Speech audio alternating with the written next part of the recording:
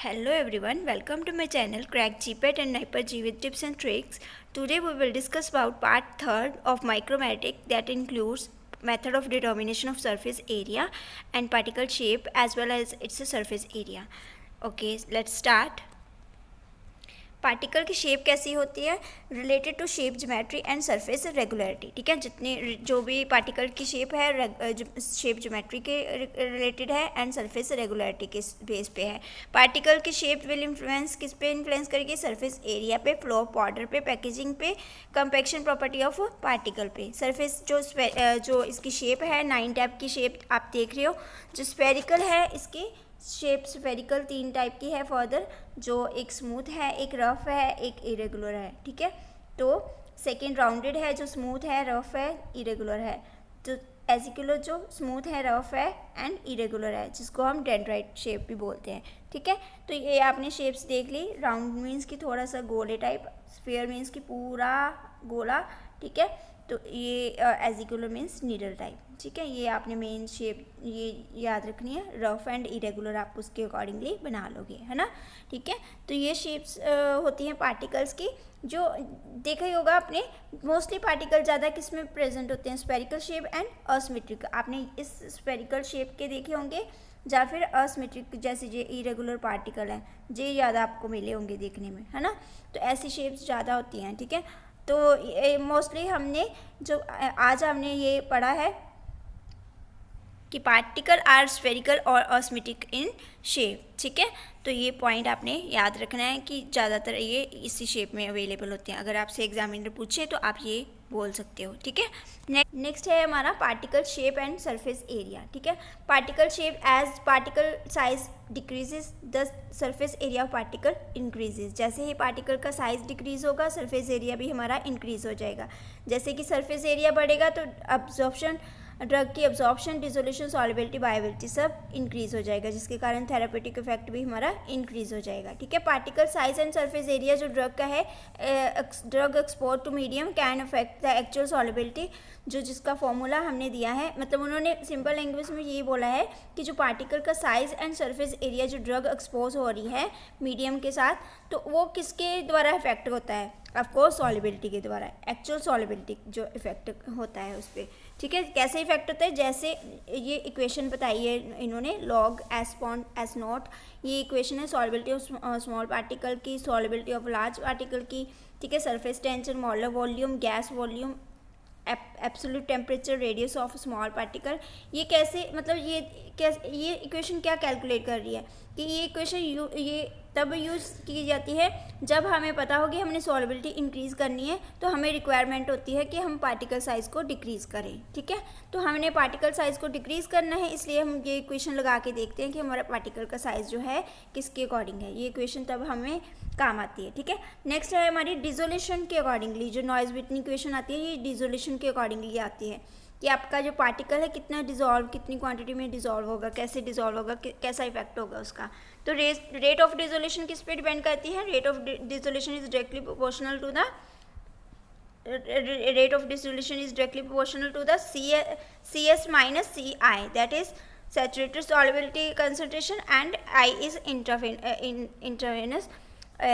instantaneous concentration, instantaneous concentration जो होती है. ठीक है, उसको हम C से डिनोट करते हैं. CS मीन सैचुरेटेड सॉल्युबिलिटी की कंसनट्रेशन. ठीक है, that's mean rate of dissolution is directly proportional to CS minus C. तो हमने इसको अगर हमने प्रोपोर्शनल हटाया तो उसका हमने K से K डिसोल्यूशन रेट कांस्टेंट लगा दिया. ठीक है, S क्या है? हमारा सरफेस एरिया. ठीक है, तो ये हमारा फॉर्म नॉइज़ विटनी इक्वेशन है. तो according to Noyes Whitney equation क्या कहती है? नॉइज़ विटनी इक्वेशन भी यही बोलती है कि टोटल सरफेस एरिया जो ड्रग का है हमारा in contact with GIF means जो गैस्ट्रो इंटेस्टाइनल फ्लूइड होता है. ठीक है, will causes increase in dissolution rate. तो वो क्या करेगा? डिसोल्यूशन रेट को भी इंक्रीज कर देगा. कैसे? बिकॉज जो पार्टिकल इनिशियली पहले वेट होगा उसमें फ्लूइड में जाके, है ना, वेटनेस हो जाएगी. तो जो इफेक्टेड सरफेस एरिया जो एग्जर्ट होगा, एग्जिबिट किसके द्वारा होगा? ड्रग के द्वारा. ठीक है, वो किसके अकॉर्डिंगली होगा? वो डायरेक्टली प्रोपोर्शनल होगा पार्टिकल साइज के. सिंपल लैंग्वेज में जैसे मैंने आपको बताया कि पार्टिकल साइज जितना कम होगा हमारी डिसोल्यूशन पावर उतनी ही ज़्यादा होगी, ठीक है। डिसोल्यूशन ज़्यादा होगी, अब्जॉर्प्शन ज़्यादा होगी, अब्जॉर्प्शन ज़्यादा होगी तो हमारी बायोबिलिटी भी ज़्यादा होगी, जिससे कि हमें जो ट्रीटमेंट का इफेक्ट है वो जल्दी मिल जाता है। तो नॉइज़ जो ये नॉइज़ व्हिटनी इक्वेशन है ये अकॉर्डिंग टू डिसोल्यूशन है, तो इसके अकॉर्डिंगली हम देखते हैं। इसके अकॉर्डिंगली उन्होंने बोला है hence smaller the particle size greater will be the effective surface area and dissolution rate and it will result in higher viability, जो अभी भी मैंने बताया, ठीक है। तो मेथड नेक्स्ट है method of determining surface area. अब मेथड कौन से है मेजर, आपने दो ही मेथड पढ़े होंगे, adsorption method and air permeability method. Adsorption method मतलब एडजॉर्ब हो जाना, मतलब एक लेयर बना लेना। एडजॉर्प्शन मेथड का मतलब क्या है, जैसे सपोज मान लो एडजॉर्प्शन मेथड है आपका ये पार्टिकल है, ठीक है, ये ऐसा इरेगुलर पार्टिकल है। तो हमने क्या किया, हमने जो गैस जब अप्लाई की तो ये सरफेस पे जाके यहाँ पे एक लेयर बना लेगी गैस, ठीक है। तो वो गैस से हमें उसकी लेयर से हमें पता चलेगा कि जो हमारा सरफेस एरिया कितना है, ठीक है। तो दैट्स मीन कि जी adsorption method the volume of nitrogen, यहाँ पे नाइट्रोजन का वॉल्यूम दिया, ठीक है। तो volume of nitrogen gas adsorbed कहाँ पे एडजॉर्ब होगी, जो सरफेस ऑफ द पार्टिकल है, क्या फॉर्म करेगी, मोनोलेयर, जो कि डिपेंड करती है सरफेस एरिया पे, ठीक है। तो ये वर्क कैसे करती है, बेट इक्वेशन के अकॉर्डिंगली, बेट इक्वेशन लगा के हम उसके अकॉर्डिंगली हम करते हैं, ठीक है। तो बेट इक्वेशन के अकॉर्डिंगली भी उन्होंने यही बोला कि how much gas is absorbed, मतलब बेट इक्वेशन के अकॉर्डिंगली हम कैलकुलेट करते हैं, बट इन सिंपल वे जो प्रिंसिपल है एडजॉर्प्शन मेथड का कि how much gas is absorb, हम पार्टिकल की गैस को अब्जॉर्ब जो होगी, जितनी अब्जॉर्ब होगी उतना हमारा सरफेस एरिया होगा, ठीक है। तो इससे हम अपना सरफेस एरिया जो है कैलकुलेट कर सकते हैं। तो इसमें बेट इक्वेशन के बेस पे होती है सारी थ्योरी। तो क्वांटम यूज़ किया जाता है, एब्जॉर्बेड गैस जो है वो नाइट्रोजन यूज़ की जाती है, बट इनर्ट गैस जो होती है वो हीलियम होती है। तो इसमें हम डिटेक्शन करने के लिए हम डिटेक्टर यूज़ करते हैं, थर्मल कंडक्टिविटी डिटेक्टर की वर्तों करते हैं यहाँ पे, ठीक है। बट जो हमारी एयर परमेबिलिटी मेथड है, एयर परमेबिलिटी में क्या होता है, एयर पास होती है, इसका हम डिस्क्रिप्शन में बताती हूँ, इसका डिफरेंस पढ़ लेते हैं पहले, उसके बाद इसका मैं डिटेल में बताती हूँ, ठीक है। The internal surface area of capillaries is a function of surface area of the particle, ठीक है। जो अंदर वाला उसका सरफेस एरिया है कैपिलरी का, वो एक एज अ वर्क करेगा सरफेस एरिया जो पार्टिकल का होगा, ठीक है। तो ये किसके द्वारा वर्क करी है, पॉइजनस इक्वेशन के द्वारा। और इसमें कौन सा apparatus यूज़ किया जा रहा है, फिजर सबसिव यूज़ किया जा रहा है। एयर जो परमिटेड किसके थ्रू हो रही है, पार्टिकल के थ्रू, ठीक है।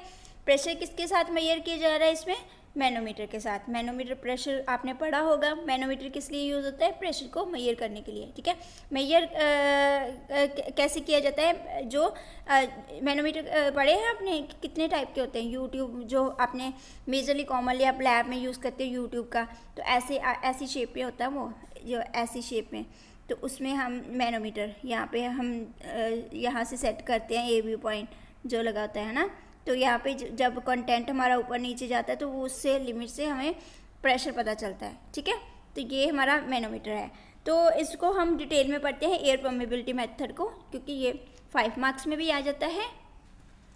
तो देखिए जैसे एयर परमेबिलिटी मेथड है, इसमें एयर दो हमने जैसे प्लग लगाए हुए हैं, यहाँ पे 2 प्लग लगे हुए हैं हमारे यहाँ पे, एक यहाँ पे एक यहाँ पे, ठीक है। तो ये हमारे हैं porous plug, means porous plug है मीन्स कि इसमें पोरस पार्टिकल को ही हम कर सकते हैं।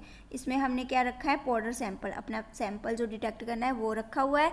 यहाँ पे एयर पंप है जिसके थ्रू हम एयर पास करवा रहे हैं, पंप कर रहे हैं एयर को, ठीक है। पंप जब हम कर रहे हैं एयर को तो वो हमारा कुछ ना कुछ प्रेशर रेगुलेट करने के लिए हमें चाहिए कुछ, तो हमने प्रेशर रेगुलेटर अटैच किया है, ठीक है। तो यहाँ पे हमारा ड्रायर लगा है जो मॉइस्चर कंटेंट को सुखा देगा, ड्राई कर देगा, ठीक है। तो ये हमारा जो जब यहाँ से निकलेगा ड्राई होके, तो यहाँ पे जाके जब लगेगा तो हमारा जो प्रेशर रेगुलेटर है वो प्रेशर बता देगा हमें, कांस्टेंट प्रेशर रेगुलेटर वो प्रेशर को मेंटेन करेगा। और यहाँ से जितनी हमारी जितनी एयर परमेबिलिटी होगी, मतलब एयर जितनी तेज़ी से पास होगी, तो air permeability is inversely proportional to the surface area, means कि जितनी एयर परमेबिलिटी अगर जितनी कम होगी सरफेस एरिया ज़्यादा ऑब्जॉर्व करेगी, ठीक है। तो अगर एयर परमेबिलिटी ज़्यादा होगी सरफेस एरिया कम ऑब्जॉर्व करेगी, जैसे कि उससे हमें पता चलेगा कि हमारा पार्टिकल साइज जितना स्मॉल होगा सरफेस एरिया हमारा बढ़ जाएगा, जिससे क्या होगा, जैसे सपोज मान लो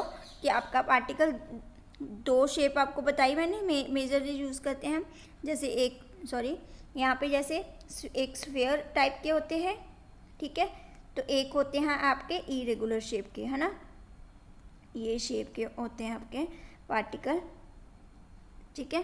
तो इसमें जो आपकी जो वॉइड स्पेस होती है, ये आपकी जो पार्टिकल बीच में जो स्पेस है इसको बोलते हैं वॉइड स्पेस, ठीक है।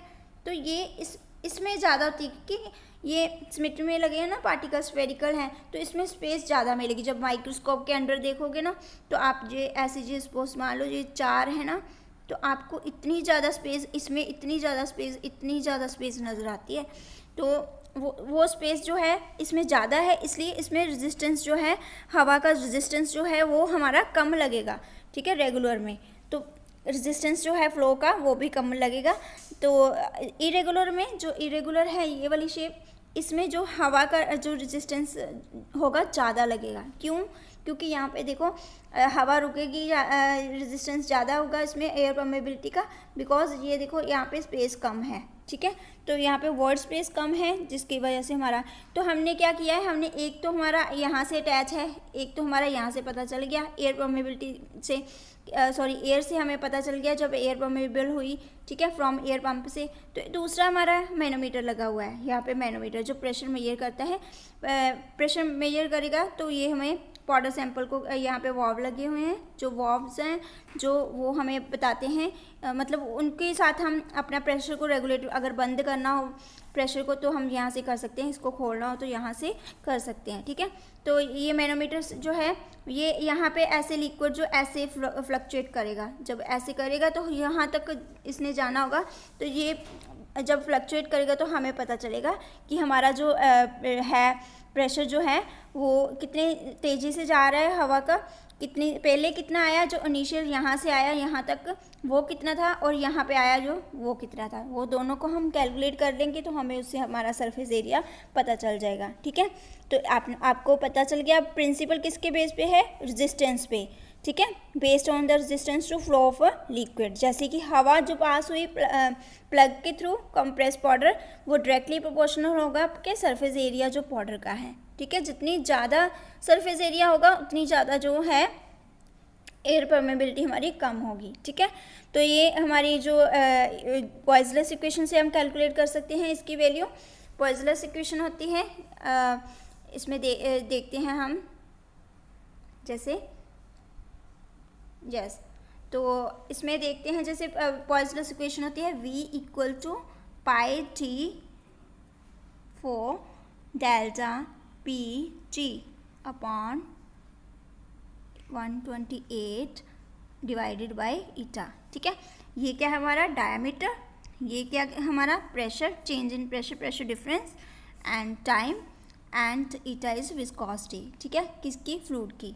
तो इस इक्वेशन से ये होती है हमारी पॉइजनस इक्वेशन।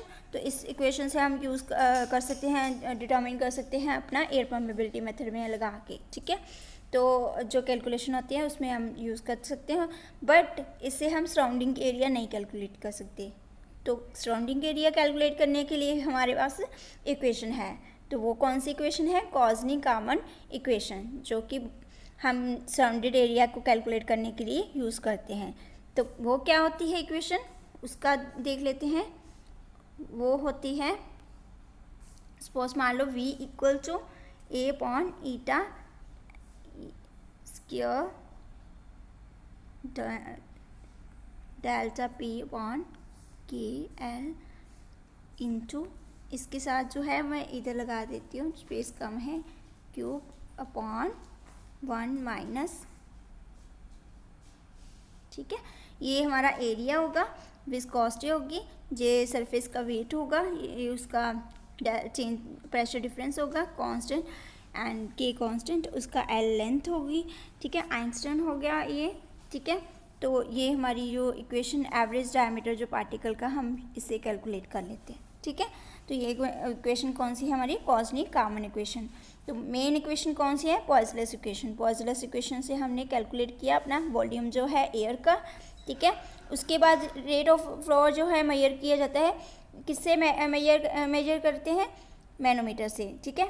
मैनोमीटर ने हमने यूट्यूब जैसे मैंने आपको बताया वो यूज़ कर सकते हैं। वो कैसे इंडिकेट करेगा, वो लेवल जो होगा फ्लूइड का वो इंडिकेट करेगा, ठीक है। वो इंडिकेट करेगा एवरेज डायमीटर ऑफ पार्टिकल, ठीक है। तो होप आपको समझ आई होगी। अगर पॉइंट कोई नहीं क्लियर हुआ तो प्लीज़ आप मेंशन कर सकते हैं कमेंट पे। Thank you for watching my video. Thanks.